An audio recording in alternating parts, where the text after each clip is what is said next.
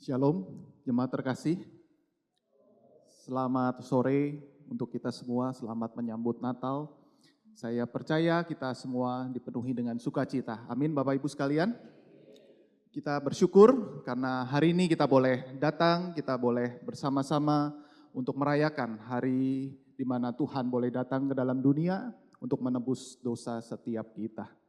Dan oleh karena itu kita boleh sama-sama bersukacita dalam beribadah, sukacita di dalam merayakan hari kelahiran Tuhan kita. Bolehkah kita boleh bangkit berdiri untuk suasana kita bisa menjadi lebih hangat, kita boleh menyapa kanan kiri, bertegur sapa dan ucapkan Tuhan itu baik bagi setiap kita, dan mari kita sama-sama memberikan sapaan yang paling hangat kepada rekan-rekan kita.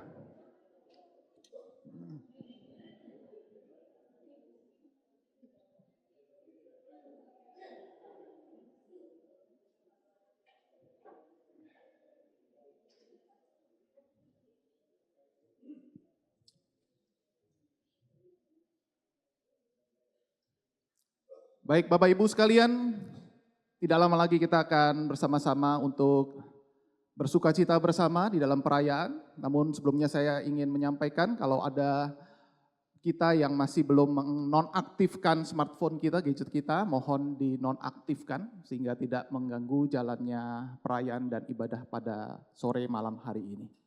Mari kita sama-sama berdoa, kita minta Tuhan yang boleh menyatakan akan kuasa dan kasih-Nya lewat puji-pujian, penyembahan, dan firman Tuhan yang akan kita dengar.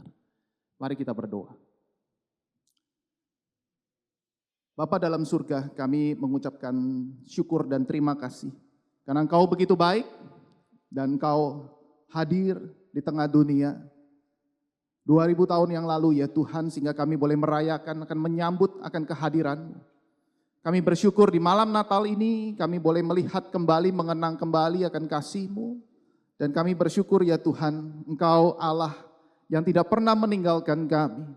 Oleh karena itu ya Tuhan, biarlah perayaan pada sore malam hari ini dipenuhi dengan puji-pujian. Sehingga kami bersama dengan para malaikat di surga menyatakan pujian bagi Allah, segala kemuliaan bagi Allah di tempat yang maha tinggi.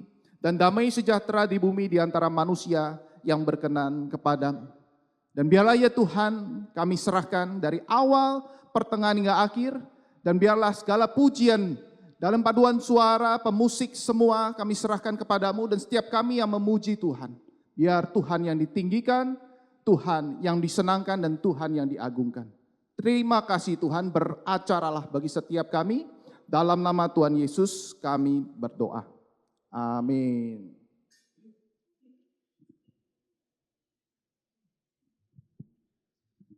Mari Bapak Ibu sambil tetap berdiri kita ikut bersama dengan malaikat di surga memuji-muji Allah kita.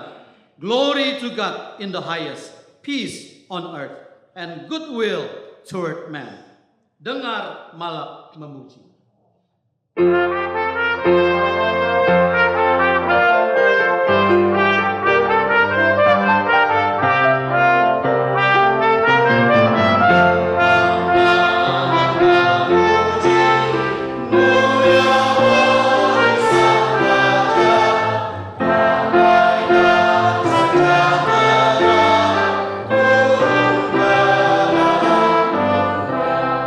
Bangsa-bangsa menghina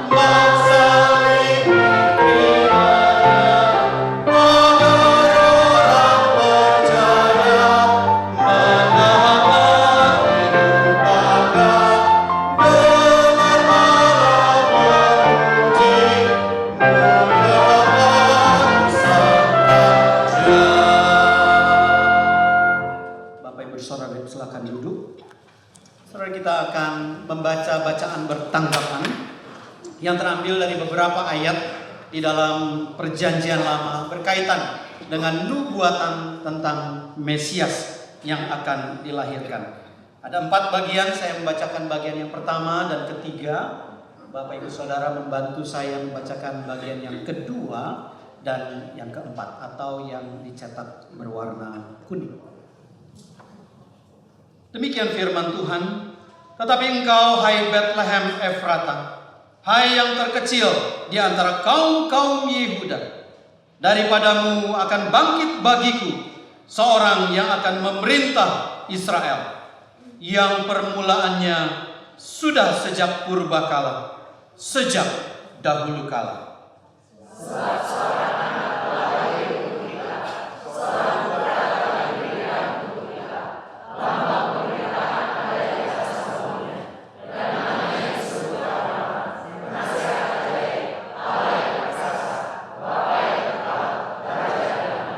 Tongkat kerajaan tidak akan beranjak dari Yehuda, ataupun lambang pemerintahan dari antara kakinya, sampai dia datang yang berhak atasnya. Maka kepadanya akan takluk bangsa-bangsa.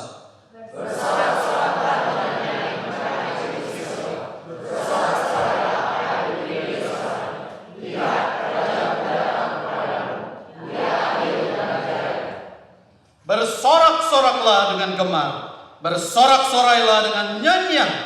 Lihat, rajamu bertakhta, lihat, Tuhanmu memerintah. Dunia gemar dan soraklah.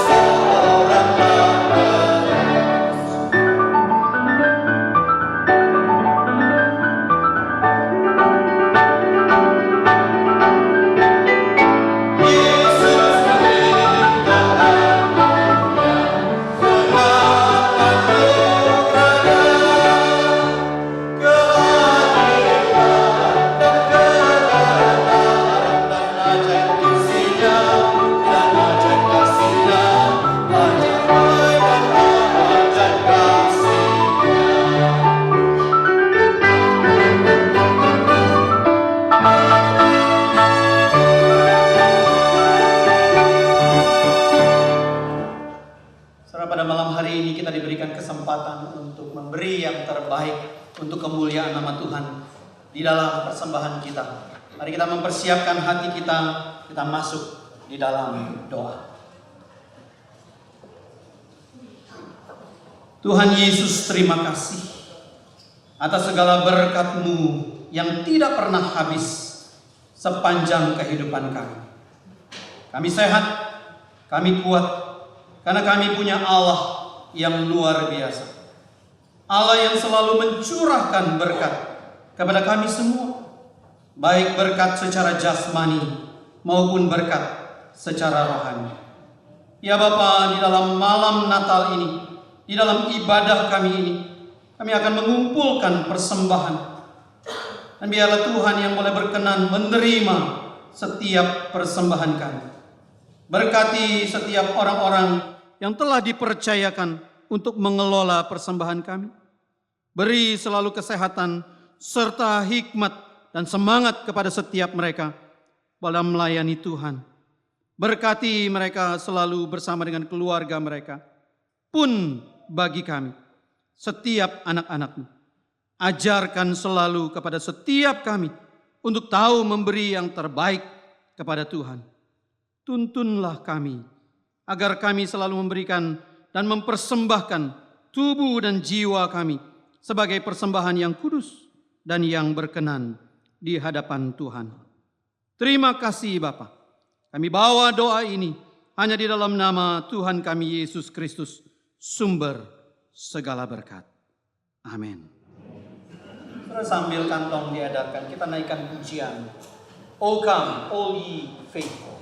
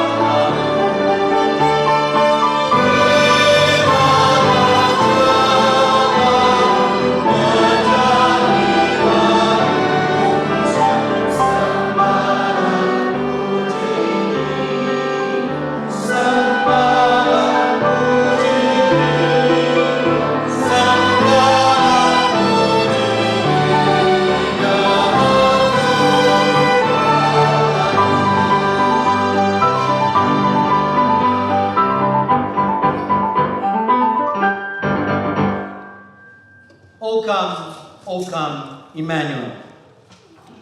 Saudara, sebuah pujian yang berbunyi mistis kematian.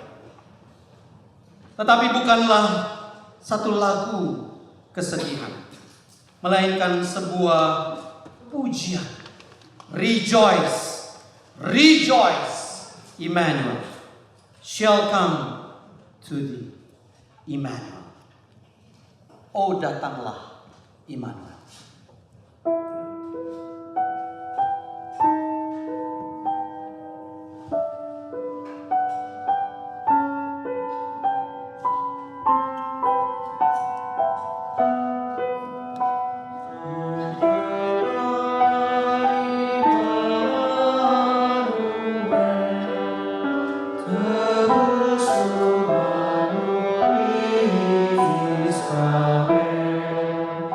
Yeah.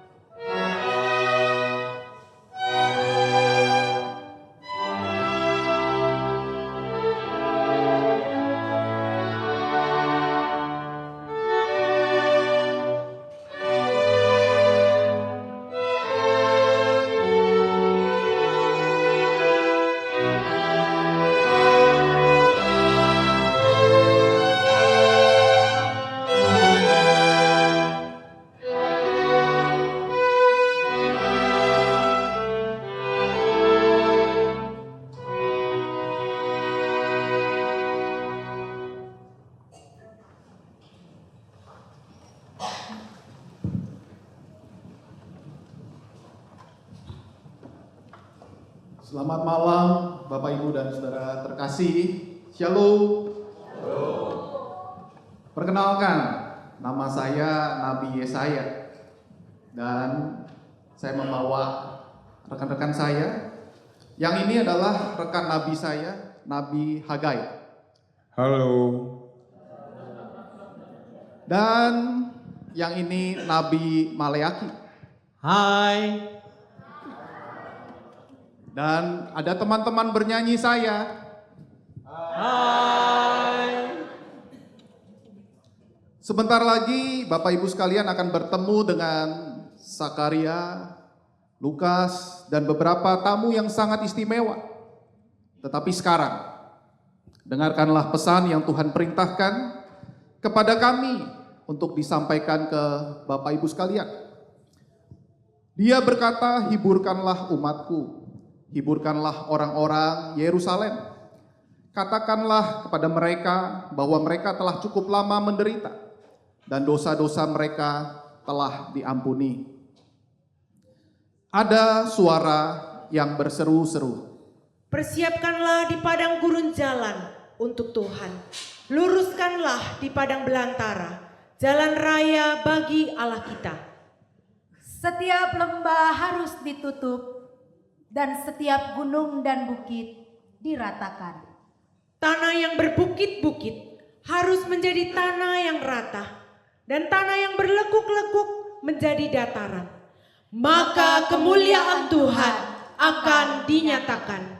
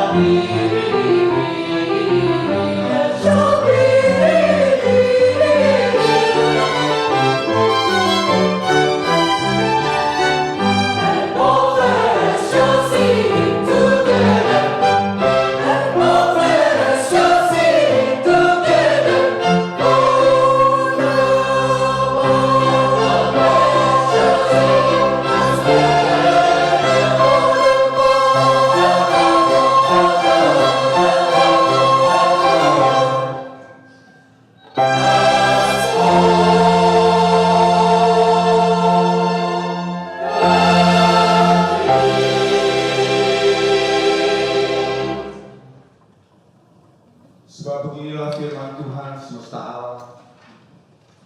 Sedikit waktu lagi maka kamu akan mengguncangkan langit dan bumi, laut dan darat. Aku akan menggoncangkan segala bangsa, sehingga barang yang indah-indah kepunyaan segala bangsa datang mengalir. Maka aku akan memenuhi rumah ini dengan kemegahan. Lihat, aku menyuruh utusanku supaya ia mempersiapkan jalan di hadapanku. Dengan mendadak Tuhan yang kamu cari itu akan masuk ke baitnya. Malaikat perjanjian yang kamu kehendaki itu, sesungguhnya dia datang. Firman Tuhan semesta alam. Siapakah yang dapat tahan akan hari kedatangannya? Dan siapakah yang dapat berdiri apabila ia menampakkan diri? Sebab ia seperti api, tukang pemurni logam. Ia seperti sabun tukang penatul. Dan ia mentahirkan orang Lewi supaya mereka menjadi orang-orang yang mempersembahkan korban yang benar kepada Tuhan. Sebab Tuhan sendirilah yang akan memberikan kepadamu suatu pertanda. Sesungguhnya seorang perempuan muda mengandung dan akan melahirkan seorang anak laki-laki, dan ia akan menamakan dia Immanuel, Immanuel, Immanuel. Allah menyertai kita. Allah menyertai kita. Allah menyertai kita.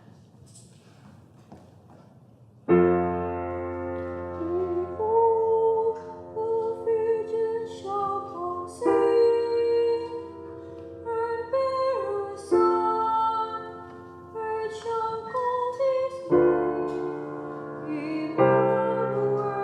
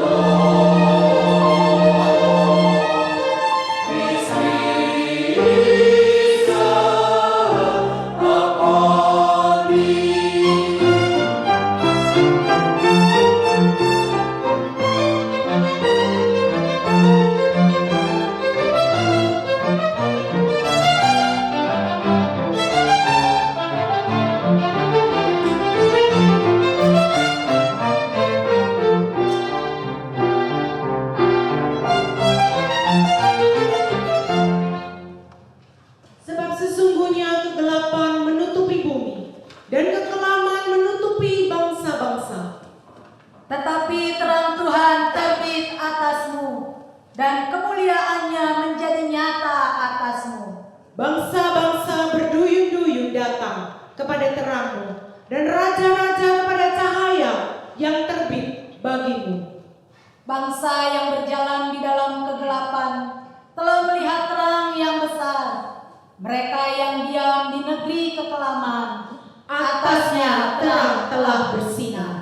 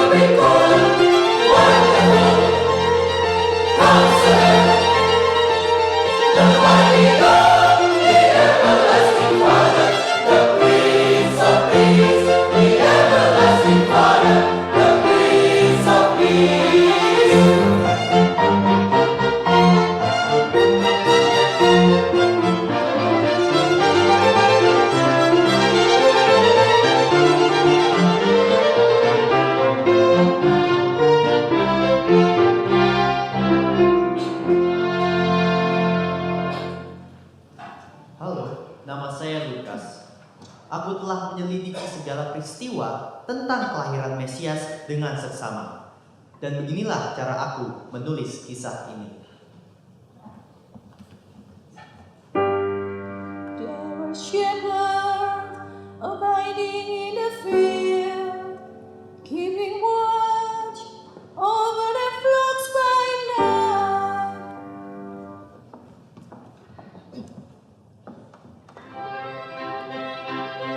And lo, the angel of the Lord came upon them, and the glory of the Lord shone round about them.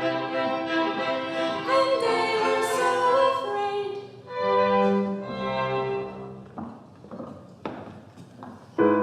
And the angel said unto them, Fear not, for behold, I bring you good tidings of great joy, which shall be to all people.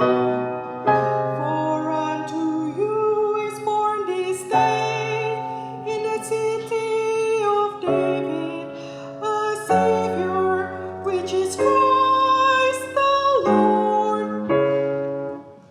Dan untuk membuktikan kepada para gembala bahwa hal itu benar, malaikat itu memberitahukan kepada mereka bahwa mereka akan menjumpai seorang bayi yang dibungkus dengan lampin dan terbaring di dalam palungan.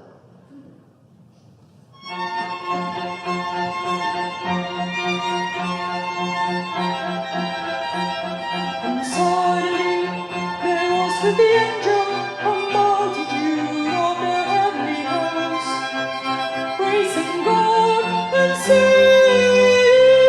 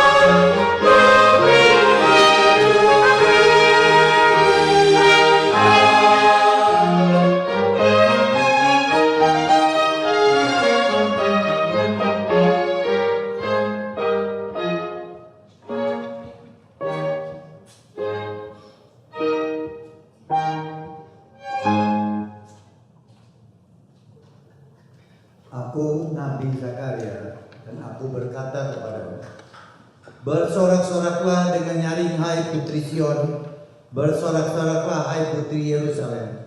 Lihat, rajamu datang kepadamu, dan ia akan memberitakan damai kepada bangsa-bangsa. Orang buta akan melihat, yang tuli akan mendengar, Yang lumpuh akan melompat dan menari. Dan mulut orang bisu akan bersorak-sorai karena sukacita.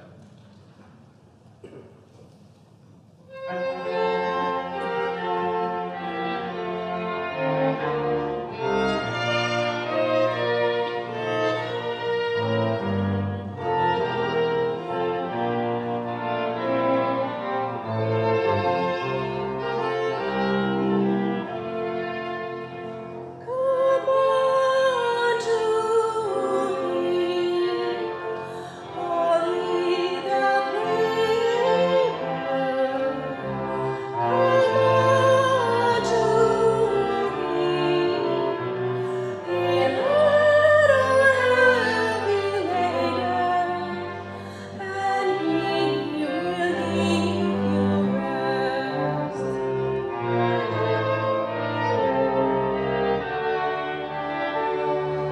Take His yoke upon you and learn of Him, for He is meek and lowly in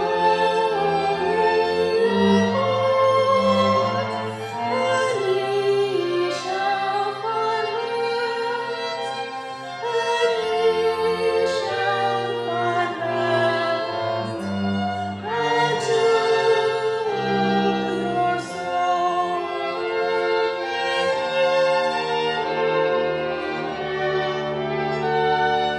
Take His yoke upon you and learn of Him, for He is meek and lowly in heart, and ye shall find rest, and ye shall find rest unto your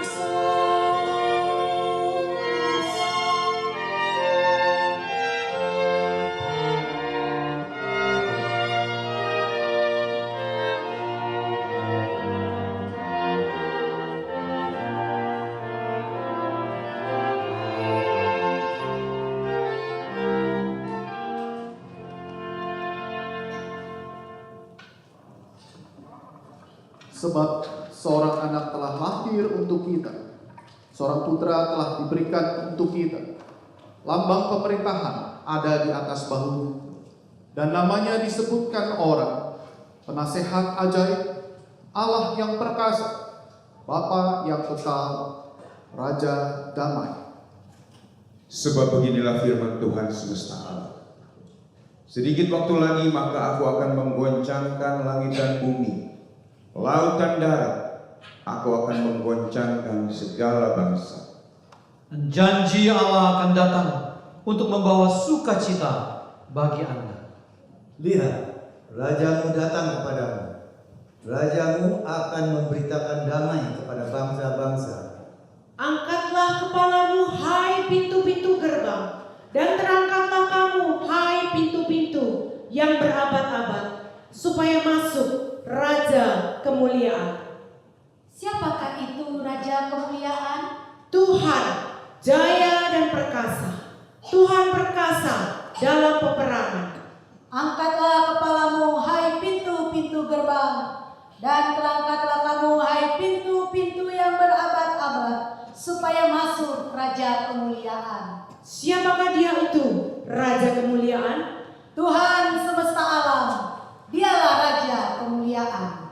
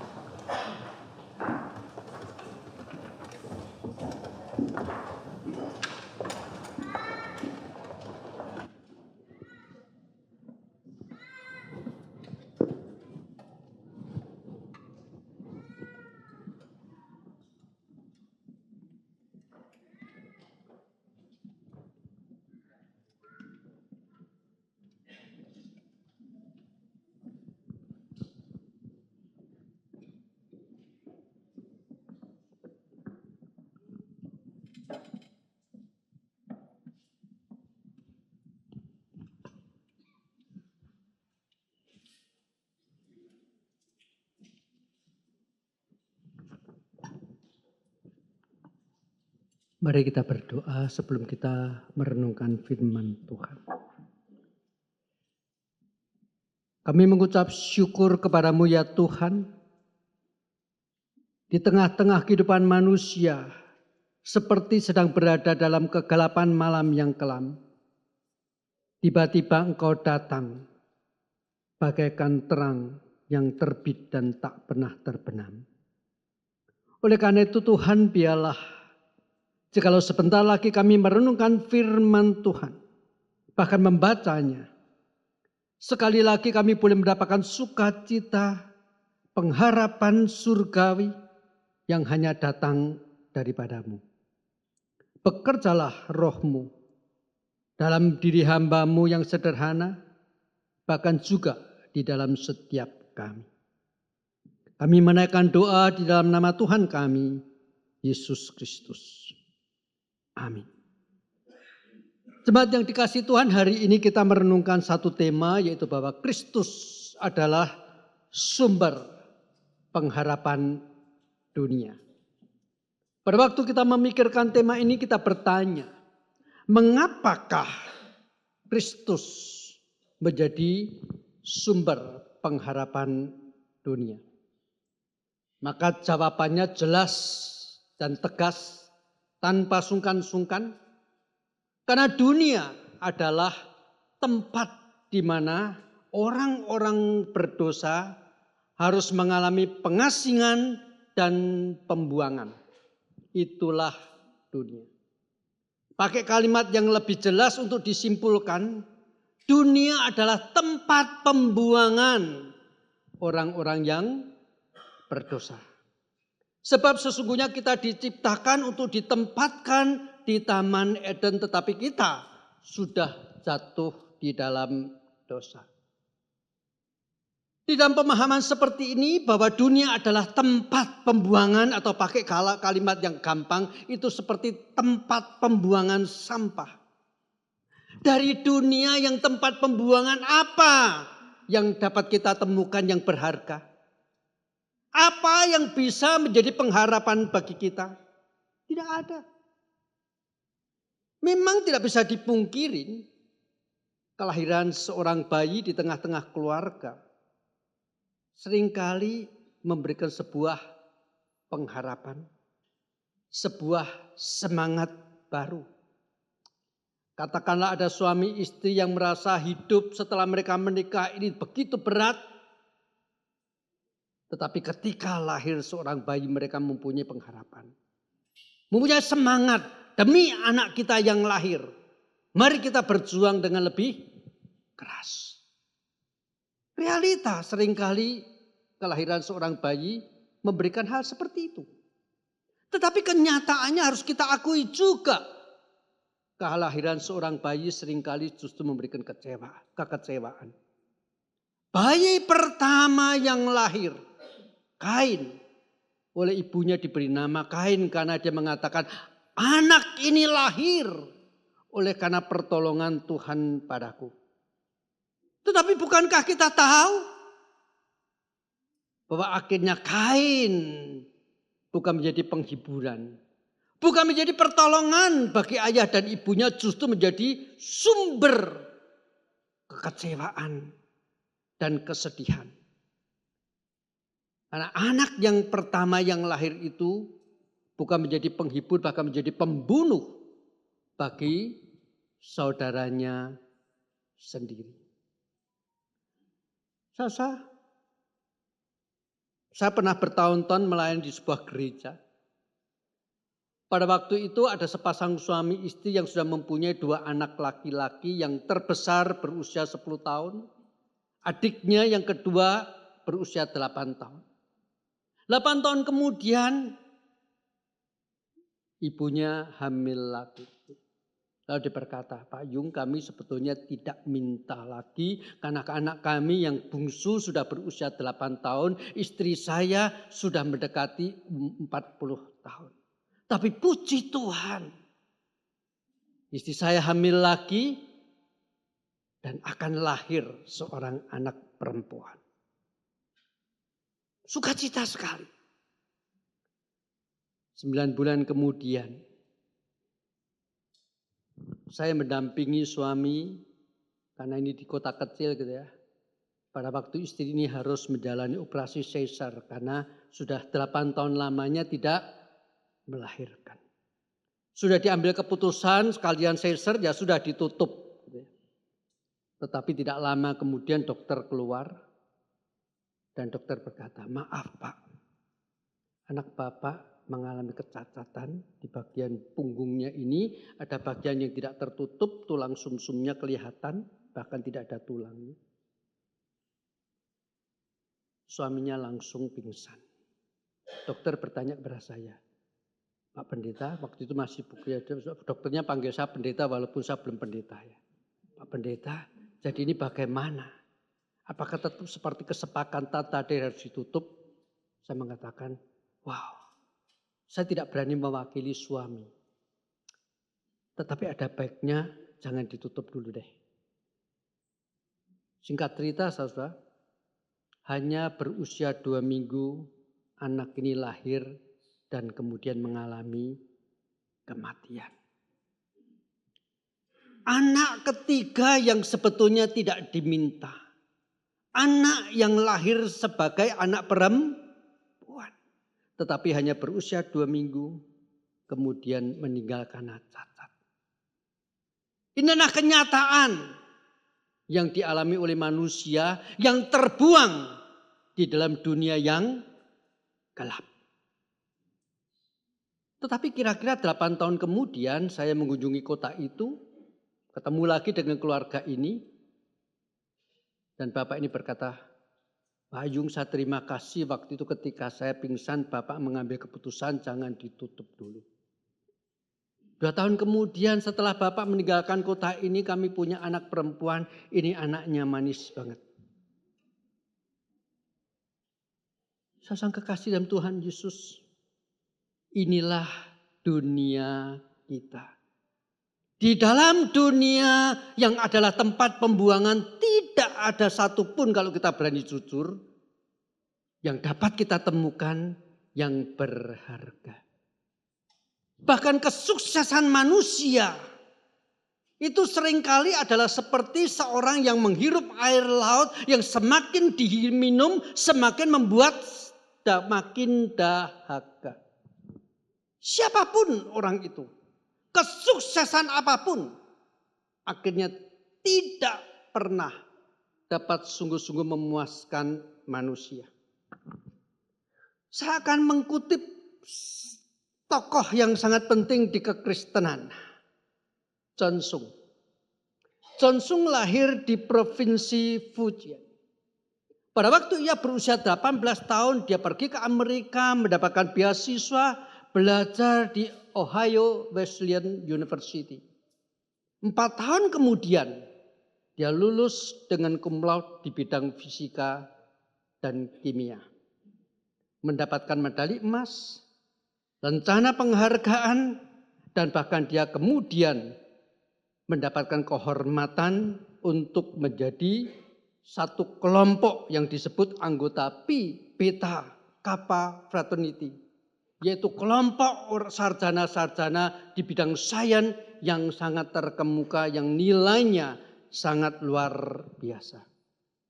Karena lulus dengan cum laude, dia mendapatkan lagi beasiswa di Ohio State of University. Dan dalam waktu hanya 9 bulan, dia lulus lagi dengan cum laude di Master of Science. Mendapatkan beasiswa lagi, hanya dalam waktu 21 bulan, mendapatkan gelar PhD di bidang sains. Itulah John Sung. Anak seorang pendeta. 7 tahun dia meninggalkan China, pergi ke Amerika. Ada yang mengatakan dia adalah orang China pertama yang mendapatkan gelar PhD. Benar tidaknya hal yang terakhir ini saya tidak berani mengkonfirmasi. Tetapi pada waktu ia berjalan meninggalkan Amerika pergi ke Tiongkok lagi, di dalam kapal, dia ini suatu malam bermimpi. Ada peti mati dan yang di dalamnya adalah dia. Di dalam mimpi itu seolah-olah dia mendengar suara. Apa gunanya seseorang memperoleh seluruh dunia ini tetapi kehilangan nyawanya? Maka sebelum dia mendarat di Shanghai, semua lencana, medali emasnya, sertifikat keanggotaan kelompok sains yang sangat dibanggakan, medali emas, kunci emas yang semua dia punya itu dibuang ke laut, hanya ditinggalkan satu, ijazah PhD-nya untuk membuktikan kepada ayahnya bahwa dia sungguh-sungguh ke Amerika untuk belajar. Tetapi setelah sampai di China, beberapa universitas terkenal memanggil dia untuk menjadi profesor. Dia meninggalkan semuanya itu dan kita tahu persis. Dia menjadi seorang hamba Tuhan yang berkeliling kemana-mana, hidup di dalam kemiskinan. Tetapi dia mendapatkan kepuasan di dalam Kristus.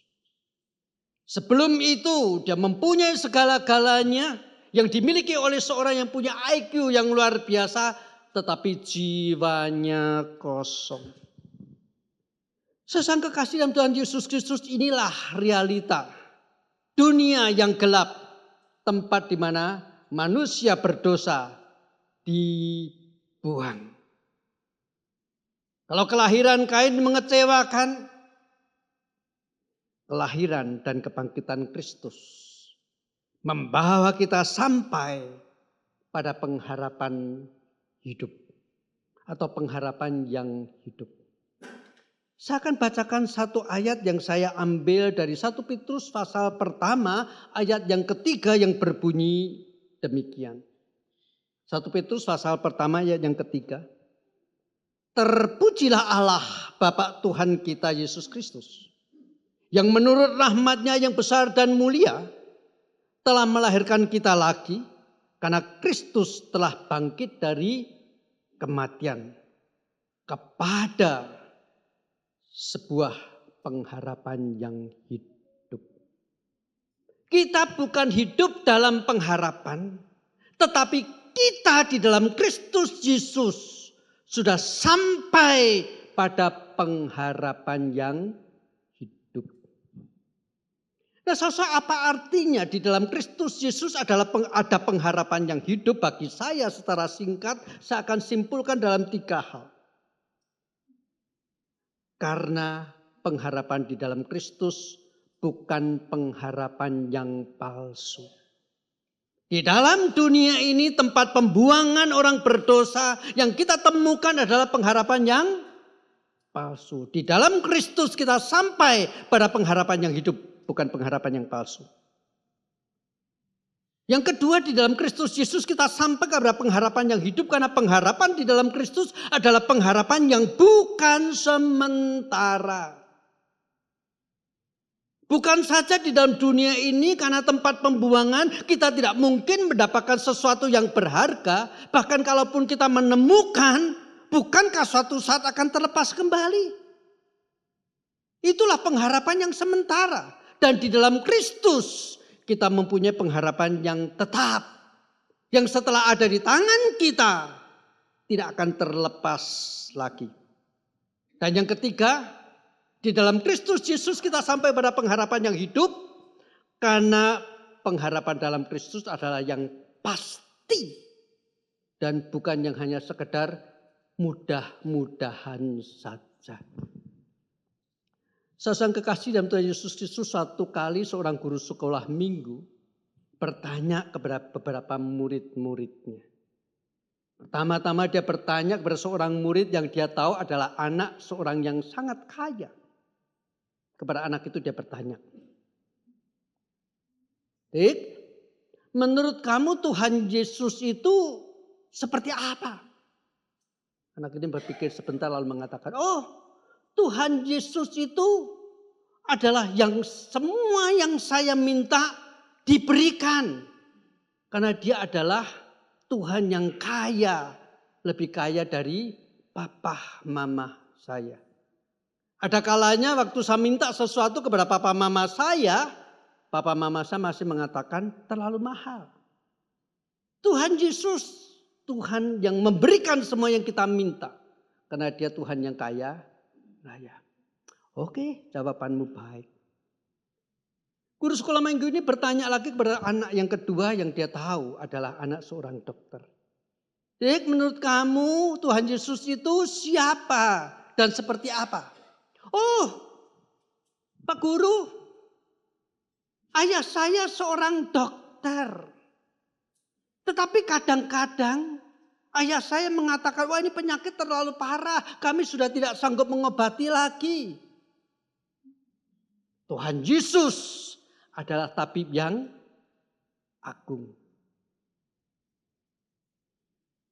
Orang sakit, asal percaya, asal berdoa, pasti sembuh. Ini jawaban anak itu loh ya, bukan jawaban saya ya. Dia tanya kepada orang yang ketiga, Dik, menurut kamu Tuhan Yesus itu seperti apa? Anak ini rasa kaget ditanya oleh guru sekolah minggu. Dia menunduk. Beberapa saat dia tidak berani menjawab. Ayo Dik, coba jawab menurutmu. Tuhan Yesus itu seperti apa? Pak Guru, Tuhan Yesus itu seperti pemulung. Yang korek-korek sampah. Ambil barang-barang yang tidak berharga. Kenapa engkau menjawab seperti ini? Ya maaf Pak Guru. Ayah saya seorang pemulung yang setiap pagi membawa keluar gerobak untuk mencari sampah yang dibuang orang. Yang masih dapat diambil oleh ayah saya. Tuhan kita Tuhan yang Maha Kuasa. Yang sanggup menciptakan apa saja. Bahkan bukankah dia sudah menciptakan alam semesta. Namun ia mengutus anaknya yang tunggal. Lahir. Datang ke dunia. Tempat pembuangan orang-orang berdosa.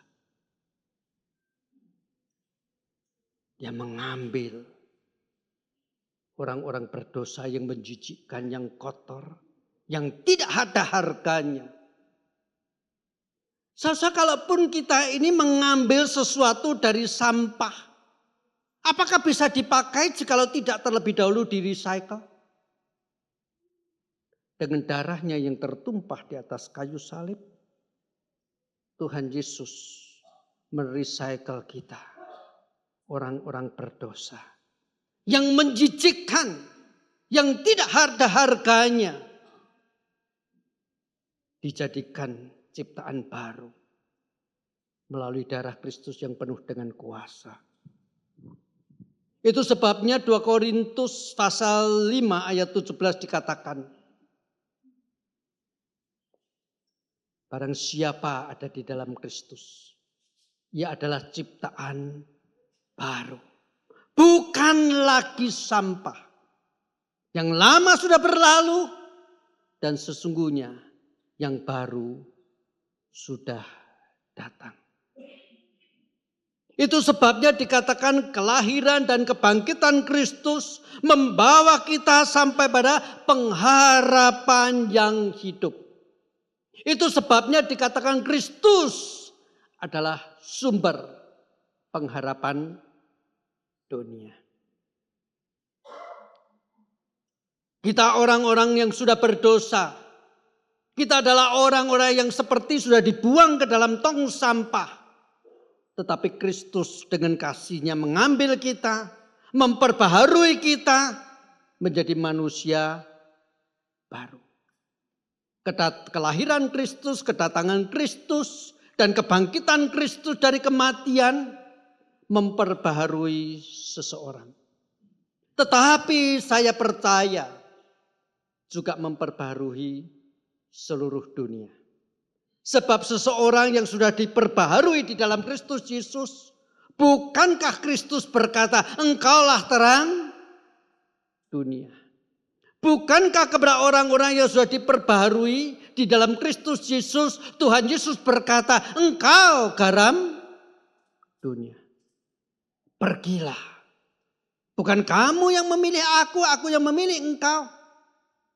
Pergilah dan berbuahlah. Dan buahmu itu tetap. Itu sebabnya. Mari kita dalam sukacita pada hari ini mengatakan, benar, tanpa Kristus lahir. Kelahiran semua manusia yang lain.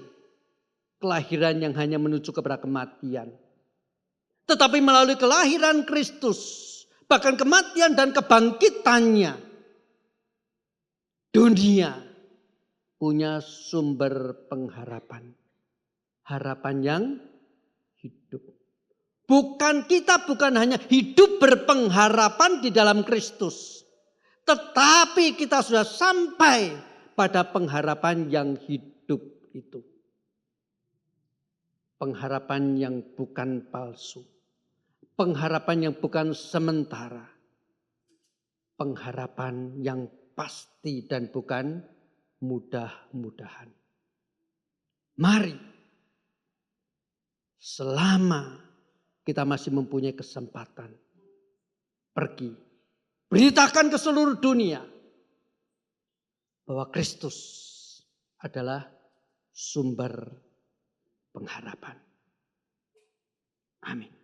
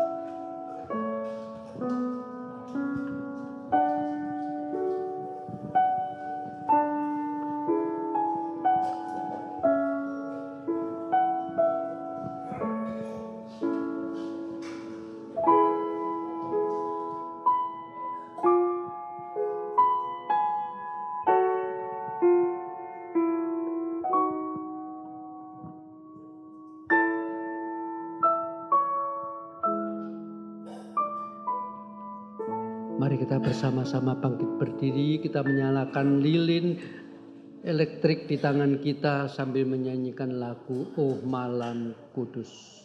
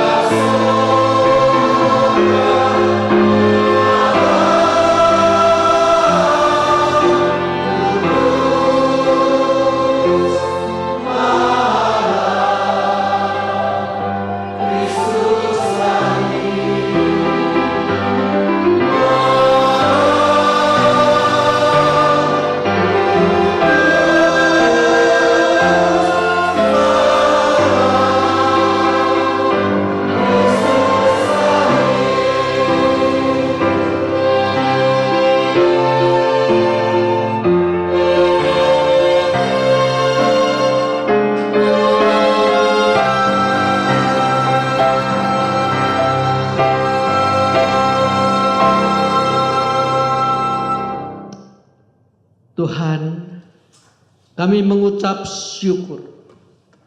Sebelum Engkau datang, kami adalah orang-orang yang terbuang di dalam dunia yang gelap. Namun Engkau datang membawa terang, terang yang memperbaharui hidup kami, terang yang membuat kami menjadi ciptaan baru. Dan terang itu Kau wujudkan bukan hanya pada waktu Engkau lahir, bahkan khususnya pada waktu Engkau mengkorbankan diri, mencurahkan darah di atas kayu salib di Bukit Golgota. Dan puji syukur setelah mengalami kematian 3 hari kemudian bangkit, memberikan kami sebuah kelahiran kembali di dalam Kristus Yesus. Sehingga kami sebagai orang-orang yang meskipun masih tetap tinggal di dalam dunia ini, namun kami sudah sampai pada pengharapan yang hidup. Dan kami mengucap syukur Tuhan. Sebagai manusia yang diperbaharui di dalam Engkau, kami bukan hidup untuk kami lagi, tetapi memuliakan Engkau, mempersembahkan diri menjadi pemberita-pemberita di dalam dunia, bahwa di dalam Kristus Yesus ada sumber pengharapan sejati yang hidup bagi dunia ini. Tuhan, kami mengucap syukur untuk malam ini.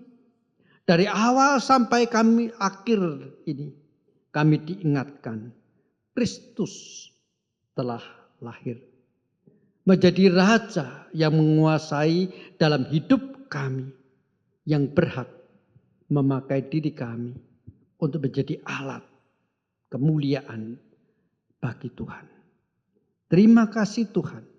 Sebagaimana lilin-lilin yang menyala di setiap tangan kami ini Tuhan, biarlah menggambarkan peran kami sekarang ini sebagai terang di tengah-tengah dunia. Terpujilah Allah Bapa, Bapa dari Tuhan kami Yesus Kristus. Terpujilah Kristus. Dan terpujilah Roh Kudus yang tinggal di dalam hati kami, menuntun kami hidup dalam kebenaran. Ya Tuhan, inilah kami semua.